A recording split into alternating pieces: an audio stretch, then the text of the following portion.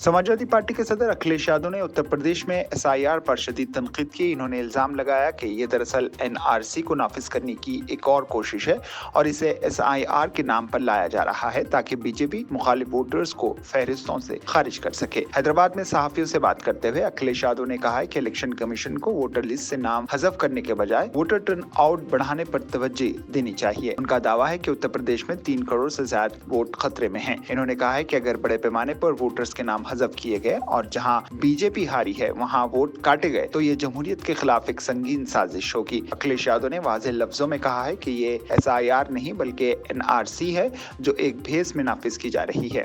इनके मुताबिक एनआरसी के लिए जिन दस्तावेजात की जरूरत होती है वही दस्तावेजात अब एसआईआर के नाम पर तलब की जा रही हैं। हैदराबाद के दौरे पर बात करते हुए समाजवादी पार्टी के सदर ने कहा है कि वो यहाँ विजन इंडिया AI समिट में शिरकत के लिए आए हैं। इन्होंने कहा है कि हर शोबे में चाहे वो ज़राअत हो या सेहत, मसनूई ज़हानत का असर बढ़ता जा रहा है। इसलिए विजन इंडिया का मकसद ये है कि मुल्क एक वाज़ेह सोच और सिमत के साथ आगे बढ़े और न्यू इंडिया की तामीर विजन के तहत हो।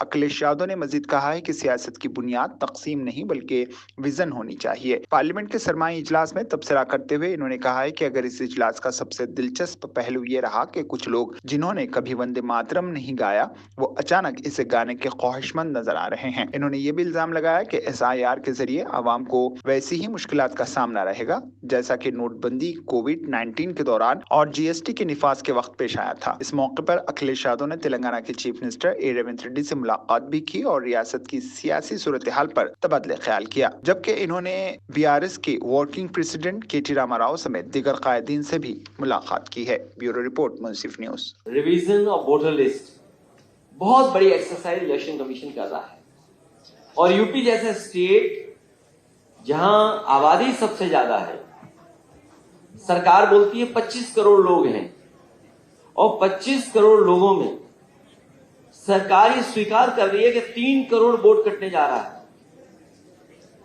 3 करोड़ वोट, तो ये कितना बड़ा चैलेंज है। और जो वो टेक्नोलॉजी इस्तेमाल कर रहे हैं, जो उन्होंने मैपिंग ऐप बनाया है, तो मैपिंग ऐप और जो उसके अंदर डेटा आ रहा है और जो डेटा पहले से है जिससे मैपिंग कर रहे हैं, ये कहीं ना कहीं कुछ फर्क नजर आ रहा है जिसकी वजह से 3 करोड़ वोट जा रहे हैं हमारे। हालांकि हम लोगों ने पार्लियामेंट के सामने भी और पार्लियामेंट के अंदर भी ये बात कही कि बीजेपी इतनी होशियार पार्टी है कि टेक्नोलॉजी का इस्तेमाल करके कभी किसी कंपनी ने इलेक्ट्रॉल बॉन्ड दिए थे उन्हें, उसी कंपनी का लगता है ऐप है।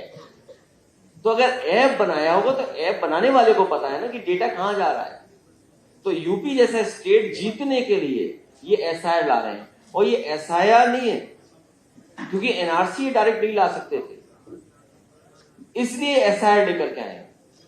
एसआईआर में इतने पेपर्स मांगना, तो ये तो सब पेपर्स मांग लिए उन्होंने।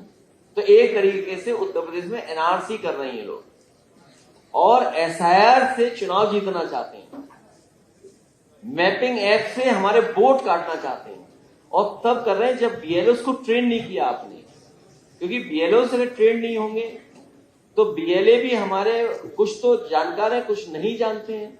मैंने देखा है कई जगह और जो यूपी के बारे में पता लगा है कि जो बीएलओस बनाए हैं पहले तो ट्रेनिंग नहीं दी तो उनको टेक्नोलॉजी हाथ में दे दी। हाथ में टेक्नोलॉजी देने की वजह से ये हुआ कि उनका पूरा घर परिवार जिम्मेदारी निभा रहा है वोट बनवाने में। मजीद खबरों के लिए हमारे चैनल मुंसिफ न्यूज़ 24x7 को देखते रहिए। अगर वीडियो अच्छी लगी तो लाइक करें, शेयर करें और चैनल को सब्सक्राइब करें।